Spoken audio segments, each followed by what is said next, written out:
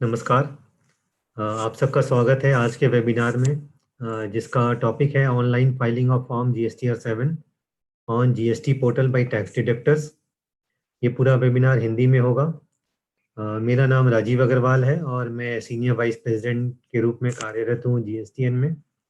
और ये वेबिनार जो है टैक्स डिडक्टर के लिए काफ़ी लाभदायक है, जो वो ये देख सकते हैं कि ऑनलाइन फाइलिंग कैसे करनी है। तो मैं अपने वेबिनार की शुरुआत करता हूँ आज एक्नॉलेजमेंट से। सबसे पहले मैं सतेश्वरन, जो हमारे टीम मेंबर हैं, पंकज अरोरा और रेखा ततावत, उनका एक्नॉलेजमेंट करना चाहता हूँ, जिनकी सहायता से ये वेबिनार बना। इसके साथ ही साथ मैं जगमाल सिंह का और टेक्निकल सपोर्ट टीम जीएसटीएन की, जो कि मुनीश जिनके हेड हैं, उनका भी मैं धन्यवाद करना चाहता हूँ। साथ ही साथ मैं एनईजीडी टीम को भी धन्यवाद देना चाहता हूँ, शिलाऊ राव को और ध्रुवजीत जी को, जिनकी सहायता से हम ये वेबिनार कर पा रहे हैं। आज हमारे वेबिनार का टॉपिक ये है कि हम सबसे पहले देखेंगे कि GSTR 7 को फाइल करने की क्या सेक्शन, रेलेवेंट सेक्शन और रूल्स हैं।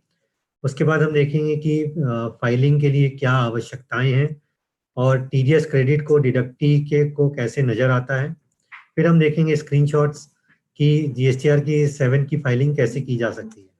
हम देखेंगे कि फाइलिंग ऑफ टाइल 3 और टाइल 4 कैसे होता है, अमेंडमेंट कैसे किया जाता है, रिव्यू कैसे किया जाता है, कैसे हम अपनी ड्यूटी का टैक्स का पेमेंट कर सकते हैं और कैसे फॉर्म को डाउनलोड कर सकते हैं। तो ये आज हमारे वेबिनार का टॉपिक है।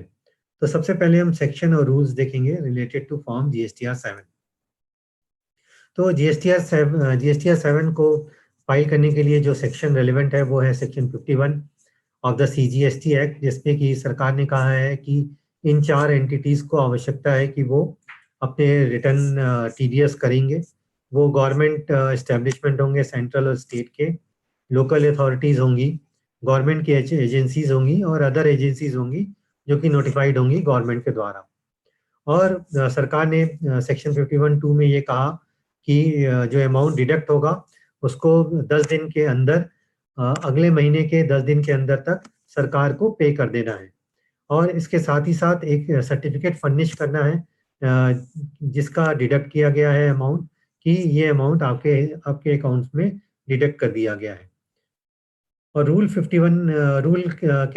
66 ऑफ द जीएसटी रूल्स कहता है कि हर रजिस्टर्ड पर्सन को ज़रूरत होगी कि वो एक रिटर्न फाइल करेगा, जो कि फॉर्म GSTR 7 के नाम पे होगा। उसको वो इलेक्ट्रॉनिकली फाइल करेगा और जो डिटेल्स फर्निश होगा वो पार्ट सी में अवेलेबल किया जाएगा सप्लायर के। तो जिनका हम टैक्स डिडक्ट करते हैं उनके फॉर्म GSTR 2A और फॉर्म GSTR 4 में ये अवेलेबल कराया जाएगा after the due date of filing form GSTR 7। तो फॉर्म GSTR 7 को फाइल करने की डेट 10th है। उसके बाद इसकी डिटेल्स जो है सप्लायर के फॉर्म GSTR 2A और 4A में पॉपुलेट कर दी जाएगी। और अगला रूल 66(3) ये कहता है कि द सर्टिफिकेट जो रेफर किया गया है सेक्शन 51(3) में, उसको इलेक्ट्रॉनिकली अवेलेबल किया जाएगा on the basis of the return जो कि टैक्स डिडक्टर भरता है। तो 10 तारीख के बाद जो रिटर्न टीडीएस अधिकारी भरते हैं उसके बेसिस पे ये अवेलेबल कराया जाएगा जिनका की टैक्स डिडक्ट किया गया है। तो बेसिकली फॉर्म GSTR 7 को फाइल करने की बेसिक रिक्वायरमेंट क्या है कि जो टैक्स को डिडक्ट करते हैं एज पर सेक्शन 51, उनको टीडीएस का रिटर्न फाइल करना है, जो कि फॉर्म GSTR 7 कहलाता है। एक ये लीगल ऑब्लिगेशन है जिसमें कि टीडीएस जो टैक्स डिडक्ट करता है वो ये बताता है कि उसकी लाइबिलिटी उस महीने में कितनी रही है, और वो उसकी डिटेल्स को फर्निश करता है। वो बताता है कि उसके टैक्सेस कितने रहे जो कि उससे उसने काटे हैं। इसके साथ साथ वो उसको कंप्लीट रिटर्न फाइल करना है और करेक्ट रिटर्न फाइल करना है। उसके बेसिस पे टीडीएस क्रेडिट जो है वो अवेलेबल कराया जाएगा सप्लायर को, और उसके ऊपर वो एक्शन लेगा, जिसके बारे में हम बाद में देखेंगे। और जब वो एक्शन लेने के बाद अपने सर्टिफिकेट को अपलोड करे, अपने डाटा को अपलोड करेगा, तो एक टीडीएस सर्टिफिकेट डिडक्टी को इशू हो जाएगा। तो सबसे पहले फॉर्म GSTR 7 फाइल करना है टीडीएस कटने वाले को। उसके बेसिस पे सारा क्रेडिट, सारी डिटेल्स डिडक्टी को अवेलेबल करा दी जाएगी, और उसके बेस जब वो डिडक्टी उस पे एक्सेप्ट या रिजेक्ट कर लेगा, उसके बेसिस पे उसको टीडीएस सर्टिफिकेट इशू कर दिया जाएगा। तब हम देखते हैं कि फाइलिंग फॉर्म GSTR 7 और पोर्टल करने के लिए क्या क्या आवश्यकता है। तो जैसा कि हमने देखा कि 10 तारीख तक ये रिटर्न हमें फाइल कर देना है, और इस डेट अगले महीने की 10 तारीख तक करना है। मतलब कि अगर मान लीजिए मुझे अक्टूबर का जीएसटीआर फॉर्म जीएसटीआर 7 फाइल करना है, तो हमें वो 10 नवंबर 2018 तक कर देना पड़ेगा। और इसकी डेट सरकार चाहे तो एक्सटेंड भी कर सकती है। और फॉर्म जीएसटीआर 7 को पोस्ट लॉगिन में एक्सेस किया जा सकता है रिटर्न डैशबोर्ड के द्वारा। इसकी डिटेल्स हम आगे देखेंगे। सो द पाथ इज, जो फॉलो करना है वो है सर्विसेज में जाना पड़ेगा, फिर रिटर्न्स में, फिर रिटर्न्स डैशबोर्ड में। उसकी कुछ डिटेल्स जो है फॉर्म सेक्शन 3 और सेक्शन 4 की, उसको ऑफलाइन मोड के बारे में भी, ऑफलाइन मोड के द्वारा भी किया जा सकता है, जिसके बारे में हम करंट वेबिनार में चर्चा नहीं करेंगे, बल्कि इसकी चर्चा हम अगले वेबिनार में फिर कभी करेंगे। और टीडीएस लाइबिलिटी को डिस्चार्ज करने का एक ही तरीका है कि इलेक्ट्रॉनिक कैश लेजर का इस्तेमाल किया जाए। मतलब ये है कि वो अमाउंट कैश लेजर में होना चाहिए, तभी आप अपनी लाइबिलिटी को डिस्चार्ज कर सकते हैं। और अगर मान लीजिए कि कोई टीडीएस डिडक्ट नहीं हुआ है, तो आपको कोई फॉर्म जीएसटीआर 7 फाइल करने की जरूरत उस पीरियड के लिए नहीं है। तो ये जरूरी है कि अगले महीने की 10 तारीख तक फाइल करें, और ऑफलाइन मोड से भी आप फाइल कर सकते हैं, डाटा अपलोड कर सकते हैं, और आपको टीडीएस अगर आपका कोई डिडक्शन नहीं हुआ है तो आपको रिटर्न फाइल करने की आवश्यकता नहीं है। और इसके लिए जरूरी क्या है कि आपको as a tax deductor register करना पड़ेगा जीएसटी पोर्टल पर, और आपके पास एक वैलिड और एक्टिव जीएसटीआईएन होना चाहिए।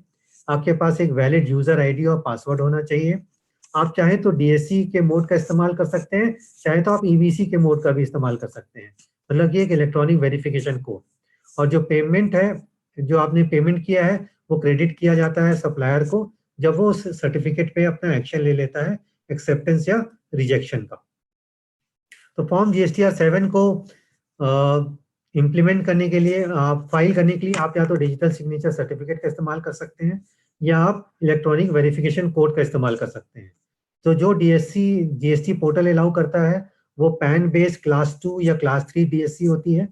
इलेक्ट्रॉनिक वेरिफिकेशन कोड में क्या होता है कि एक ओटीपी आपके रजिस्टर्ड मोबाइल नंबर में भेजी जाती है, जिसको भर देने के बाद आपका वेरिफिकेशन हो जाता है, और आप अपने फॉर्म को फाइल कर सकते हैं। और जब आप अपने फॉर्म जीएसटीआर 7 को फाइल करते हैं, तो एक एप्लीकेशन रेफरेंस नंबर जनरेट होता है जब आपका फॉर्म सक्सेसफुली फाइल हो जाता है। और उसके बाद एक एसएमएस और ईमेल आपके रजिस्टर्ड मोबाइल नंबर और रजिस्टर्ड ईमेल आईडी में जाता है। तो आप उसको देख सकते हैं कि हाँ, ये फाइल हो गया मेरा फॉर्म जीएसटीआर 7। और इसको आप चाहें तो प्रीव्यू ड्राफ्ट जीएसटीआर 7 भी कर सकते हैं फाइलिंग करने से पहले, और फाइलिंग करने के बाद भी उसको आप डाउनलोड कर सकते हैं। तो टीडीएस क्रेडिट जो आप काटते हैं, वो डिडक्टी को अवेलेबल कराया जाता है। तो डिडक्टी को एक्सेप्ट और रिजेक्ट करना पड़ता है। तो जो भी डिटेल आपने दिया है उसमें वो कोई अमेंडमेंट या कोई चेंज नहीं कर सकता। उसको या तो उसको पूरी तरह से एक्सेप्ट करना पड़ेगा, या पूरी तरह से रिजेक्ट करना पड़ेगा। और जब वो एक्सेप्ट करता है, तो वो सारा अमाउंट उसके इलेक्ट्रॉनिक कैश लेजर में क्रेडिट कर दिया जाता है, जिसका इस्तेमाल वो कर सकता है अपनी उस महीने की लायबिलिटी को डिस्चार्ज करने में। और अगर मान लीजिए वो उसको रिजेक्ट करता है, तो उसकी डिटेल्स ऑटो पॉपुलेट हो जाती है टेबल 4 ऑफ फॉर्म जीएसटीआर 7 के। तो जो टीडीएस काट रहा है, और उसके टेबल 4 में वो आ जाती है, और उस डाटा को उसको अमेंड करने की आवश्यकता करनी पड़ती है। और जब वो अमेंड कर देता है, तो वापस वो इंफॉर्मेशन जो कंसर्न सप्लायर है उसको फ्लो हो जाती है। और ये प्रोसेस तब तक चलता है जब तक कि दोनों डिटेल्स मैच ना कर जाए और उसको एक्सेप्ट ना कर लिया जाए बाई डिडक्टी। तो आपको फॉर्म जीएसटीआर 7 में उसको फाइल करने के बाद वो डाटा जो है वो डिडक्टी को अवेलेबल कराया जाता है एक्सेप्ट और रिजेक्ट करने के लिए। उसमें कोई अमेंडमेंट नहीं कर सकता। एक्सेप्ट करने पे वो अवेलेबल हो जाता है, उसको इस्तेमाल कर सकता है कैश लेजर से अपनी ड्यूटी लायबिलिटी को डिस्चार्ज करने में। रिजेक्ट करने पे वो वापस टीडीएस के पास आता है, टीजीएस डिडक्टर के पास आता है कि वो उसको चेंज करके फिर से उसको पुनः अगला अपलोड कर सके अगले महीने। और ये जो प्रोसेस है, आपको जैसा पता होगा, वो अक्टूबर 2018 से सरकार ने मैंडेट किया है कि अक्टूबर 2018 से चालू होगा। मतलब 1 अक्टूबर 2018 के बाद जो भी आप पेमेंट करेंगे, उसमें आपको टैक्स डिडक्शन करना पड़ेगा। अब हम स्क्रीनशॉट्स देखेंगे कि जीएसटीआर 7 की फाइलिंग कैसे होती है। तो लॉगिन करने के बाद आपको सर्विसेज मेनू में जाना है। उसके अंदर आप रिटर्न्स में जा सकते हैं, और रिटर्न्स के नीचे आपको रिटर्न डैशबोर्ड में क्लिक करना है। नीचे में आप देखेंगे तो पाथ दिखाया गया है, यही पाथ है। लॉगिन करने के बाद सर्विसेज में जाइए, उसके बाद रिटर्न्स में जाइए और रिटर्न डैशबोर्ड को क्लिक कीजिए। तो उसके बाद आपके पास क्या होता है, ईयर और पीरियड अवेलेबल हो जाता है कि किस ईयर का आप फाइल करना चाहते हैं और किस पीरियड का आप फाइल करना चाहते हैं। तो चूंकि ये हमने स्क्रीनशॉट टेस्ट एनवायरनमेंट से लिया है, इसी का ये आपको पुराना नजर आएगा। और उसके बाद आपको यहाँ पे सर्च बटन दबाना है। जब आप उसको यहाँ पे सर्च बटन दबाएंगे तो उसकी डिटेल्स, उस महीने की जो आपको रिटर्न फाइल करनी है, वो आपको नीचे अवेलेबल हो जाएगी। तो अगर आप यहाँ पे देखें, ये यहाँ पे आ रहा है return for tax deducted at source GSTR 7, और उसकी ड्यू डेट आपको नजर आ रही है। चूंकि हमने मार्च सेलेक्ट किया था, इसी कारण इसकी ड्यू डेट 10 अप्रैल नजर आ रही है। तो आप प्रिपेयर ऑनलाइन को क्लिक कर सकते हैं, प्रिपेयर ऑफलाइन क्लिक कर सकते हैं। लेकिन प्रेजेंट वेबिनार में, इस वेबिनार में हम केवल प्रिपेयर ऑनलाइन देखेंगे। तो आपके पास ये स्क्रीन अवेलेबल हो जाती है, आप प्रिपेयर ऑनलाइन को क्लिक करें तो उसके बाद आपका डैशबोर्ड खुल जाता है कि जिसमें आप अपने रिटर्न को फाइल कर सकते हैं। इसमें अगर आप देखें तो आपका GSTI नंबर आता है, आपका लीगल नेम आता है, स्टेटस अगर आप देखेंगे तो यहाँ पे नॉट फाइल्ड नजर आ रहा है, और ड्यू डेट आपको नजर आती है, किस पीरियड का है वो आपको नजर आता है। इसके अलावा आपको 2 टाइल्स नजर आती हैं जो सेक्शन 3 टाइल्स कहते हैं, details of the tax deducted at source, और एक और टाइल्स नजर आती है जिसको हम बोलते हैं अमेंडमेंट्स टू TDS डिटेल्स। बाकी जो 2 टाइलें और हैं ये अभी वो आपको ग्रे करके दिखाई जा रही है, मतलब इसमें आप अभी कोई एक्शन नहीं ले सकते। जब आपकी इसकी डिटेल्स 3 और 4 में भर देंगे उसके बाद आप इसमें एक्शन ले पाएंगे, आफ्टर प्रोसीड टू फाइल आप करें। तो आप बैक टू फाइल रिटर्न्स पे जा सकते हैं, तो आपको ये प्रीवियस स्क्रीन में ले जाएगा। आप इसको प्रीव्यू ड्राफ्ट GSTR 7 को क्लिक कर सकते हैं, तो जो भी आपने डाटा इन दोनों टाइलों में भरा है वो आप देख सकते हैं। और आप प्रोसीड टू फाइल करेंगे तो ये हमारी 5,6 फाइल जो है वो टाइल जो है वो अवेलेबल हो जाएगी। तो ये आपका रिटर्न डैशबोर्ड खुल गया है जिसमें आप अपनी बेसिक डिटेल्स देख सकते हैं। इसमें अगर आप देखेंगे details of tax deducted at source अभी जो है 0 नजर आ रहा है, उसी तरह अमेंडमेंट्स भी यहाँ पे 0 नजर आ रहा है। तो जैसे जैसे हम इसमें डिटेल्स भरते जाएंगे इसकी संख्या यहाँ पे चेंज हो जाती है और इसकी वैल्यूज भी यहाँ पे बदलती है। तो जब हम फाइलिंग टाइल 3 में जाते हैं, वो हम करना चाहते हैं तो हमें इस टाइल पे क्लिक करना पड़ेगा। जब हम इस टाइल पे क्लिक करेंगे तो देखिए यहाँ पे ये आपको दिखा रहे हैं, इस टाइल को आपको क्लिक करना पड़ेगा। जैसे ही आप इस टाइल को क्लिक करेंगे तो ये आपके पास खुल जाएगा। तो इसमें आता है एक ऐड बटन आता है और एक बैक टू GSTR 7 टाइल्स आता है। अगर मैं बैक टू GSTR 7 टाइल्स दबाऊंगा तो मैं वापस इस सेक्शन में पहुंच जाऊंगा। लेकिन चूंकि मुझे डिटेल्स भरनी है तो मैं क्या करूंगा, ऐड को क्लिक करूंगा। जैसे ही मैं ऐड को क्लिक करूंगा तो मेरे पास ये डिटेल्स खुल जाती है। तो उसमें मुझे GSTIN और डिडक्टी डालना पड़ता है। तो जैसे ही मैं ये डालता हूँ मुझे रिसीवर का नाम ऑटोमेटिक यहाँ पे पॉपुलेट हो जाता है। अब मुझे ये देना है कि amount paid to deductee on which tax is deducted, ये अमाउंट मुझे यहाँ पे डालना है। उसमें वो इंटीग्रेटेड टैक्स आ रहा है या CGST आ रहा है या SGST आ रहा है, ये मुझे भरना पड़ेगा। तो चूंकि मेरा GSTIN इस तरह से है कि ये जिससे मैं सप्लाई लिया हूँ, जिसका मैं टैक्स डिडक्ट कर रहा हूँ वो दूसरे राज्य में है, इसी कारण ये जो है IGST भरने के लिए मुझे प्रेरित कह रहा है। अगर मान लीजिए ये अंगद अरोड़ा जी का GSTIN मेरे ही राज्य में होता तो मुझे CGST और SGST टैक्स भरने के लिए बोलता और IGST टैक्स मैं नहीं भर सकता था। और तो इसमें मैं क्या करूंगा कि उस GSTIN का जितना भी टैक्स मैंने डिडक्ट किया है उसका टोटल अमाउंट मैं यहाँ डाल दूंगा, और टोटल टैक्स जो डिडक्ट किया वो मैं यहाँ डालूंगा, और टोटल अमाउंट जिसके ऊपर टैक्स डिडक्ट हो वो मैं यहाँ डालूंगा। उसके बाद मैं इसको सेव का बटन दबा दूंगा। अगर मान लीजिए मैंने सेव का बटन नहीं दबाया तो ये डाटा सेव नहीं होगा और मेरे टाइल में पॉपुलेट नहीं होगा। बैक दबाने पे मैं वापस अपनी पुरानी टाइल में जा सकता हूँ। तो जैसे ही मैंने यहाँ पे सेव दबाया तो मैं वापस यहाँ पे डिटेल्स में आ गया। तो इसमें मुझे GSTIN दिख रहा है, उसका अमाउंट मैंने जितना भरा था और जितना टैक्स मुझे डिडक्ट करना है वो पूरा आ गया है। अगर आप देखें कि IGST यहाँ पे 2% 1 लाख रुपए पे काट दिया गया है और वो 2 लाख रुपए यहाँ पे बनता है। तो CGST SGST 1-1% यहाँ पे काटना है। अगर आप नीले बटन को दबाएं तो इसकी जो डिटेल्स ऑलरेडी है उसको आप चेंज कर सकते हैं, बदल सकते हैं। और अगर आप ये लाल बटन को दबाएंगे तो ये पूरी डिटेल्स यहाँ से चली जाएगी। और अगर आप चाहें तो उसमें और डिटेल्स ऐड करना चाहते हैं तो यहाँ पे ऐड बटन को आप करें तो अब वापस वो पुनः ये वाली स्क्रीन खुल जाएगी, इसमें आप डिटेल्स को पुनः भर सकते हैं। लेकिन अब हम चूंकि सैंपल के तौर पे देख रहे हैं तो मैं back to GSTR 7 tiles click करूंगा। जैसे ही मैं इसको क्लिक करता हूँ तो वापस मैं यहाँ पे आ गया। और अगर आप देखें यहाँ पे कि details of tax deducted at source की संख्या 1 हो गई है और यहाँ पे इंटीग्रेटेड टैक्स जो है 2,000 रुपीज यहाँ पे दिखा रहा है। और ये डिटेल्स मतलब हमने यहाँ पे सक्सेसफुली भर डाली। तब हम अगले टाइल्स की तरफ बढ़ते हैं। अमेंडमेंट टू TDS डिटेल्स मुझे भरना है तो मैं इस टाइल्स को क्लिक करूंगा। इसको क्लिक करने पे ये डिटेल्स मेरे पास आ गई। तो अब चूंकि मैं क्या कर रहा हूँ कि अमेंडमेंट कर रहा हूँ, अमेंडमेंट मैं किस टाइल्स का कर रहा हूँ, किस डिटेल्स का कर रहा हूँ, जो कि मैंने पिछले महीने पहले भरी हुई थी और उसमें मैं कुछ चेंज करना चाह रहा हूँ। तो मुझे क्या करना पड़ेगा, फाइनेंशियल ईयर सेलेक्ट करना पड़ेगा कि किस फाइनेंशियल ईयर का रिटर्न मैं चेंज करना चाह रहा हूँ, किस मंथ का रिटर्न मैं चेंज करना चाह रहा हूँ और किस जीएसटीआईएन की डिटेल्स में चेंज करना चाह रहा हूँ। तो मुझे ये 3 डाटा यहाँ पे पहले भरना पड़ेगा और उसके बाद मुझे एमएनटीडीएस डिटेल्स दबाना पड़ेगा। इस बटन को दबाने पे अगली स्क्रीन खुलेगी जो कि हम देखेंगे। लेकिन मान लीजिए मुझे कोई चेंज नहीं करना, तो मैं वापस यहाँ पे बैक टू जीएसटीआर 7 फाइल करने पे वापस मैं जा सकता हूँ, जो कि वापस मुझे यहाँ ले आएगा। लेकिन चूंकि मैं डिटेल्स को अमेंड करना चाहता हूँ, जो कि मैंने पिछले महीने भरा था, तो मैं एमएनटीडीएस डिटेल्स दबाऊंगा। यहाँ पे देखिए, यहाँ पे 2 सेक्शन नजर आता है, एक अपलोडेड बाय डिडक्टर आता है, एक रिजेक्टेड बाय डिडक्टी आता है। तो इसकी सिग्निफिकेंस हम बाद में देखेंगे। अभी हम अपलोडेड बाय डिडक्टर देख रहे हैं, मतलब कि जो डिटेल मैंने पहले अपलोड की थी उसको मैं चेंज करने की कोशिश कर रहा हूँ। तो मैं यहाँ पे एमएनटीडीएस डिटेल्स डालता हूँ। After filling in financial year, month और जीएसटीआईएन डालने के बाद एमएनटीडीएस डिटेल का बटन दबाता हूँ, तो ये डिटेल मेरे पास आ जाती है। तो इसमें अगर आप देखें तो कुछ इंफॉर्मेशन पहले से भरी हुई है, जैसे कि original GSTIN of the deductee, original amount paid to the deductee etcetera. अब मैं क्या करूंगा, यहाँ पे रिवाइज जीएसटीआईएन ऑफ डिडक्टी डालूंगा, रिवाइज अमाउंट डालूंगा और इंटीग्रेटेड टैक्स का अमाउंट भी मैं चेंज कर सकता हूँ। और उसके बाद मैं सेव बटन दबाऊंगा।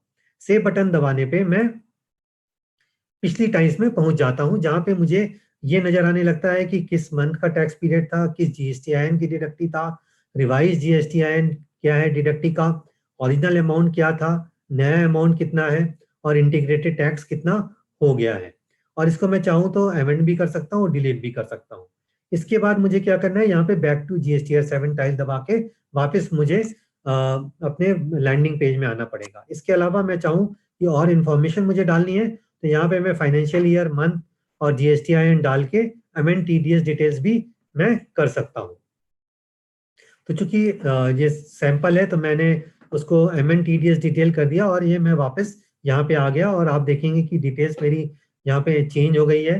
टोटल अमाउंट पे टू डिडक्टी आ गया है और इंटीग्रेटेड टैक्स भी आ गया है और एक यहाँ पे ये भी आ गया कि कितनी अमेंडमेंट हमने की है। इसके बाद हम ये देखेंगे कि टैक्स एक्शन कैसे लिया जाता है जब डिडक्टी किसी चीज को रिजेक्ट करता है। तो जैसा कि हम जानते हैं कि अगर मान लीजिए कि एक्सेप्ट कर लिया गया है, तो वो अमाउंट डिडक्टी के कैश बैलेंस में चला जाता है और कैश बैलेंस में वो इसका इस्तेमाल अपने उस करंट पीरियड की लाइबिलिटी के लिए कर सकता है।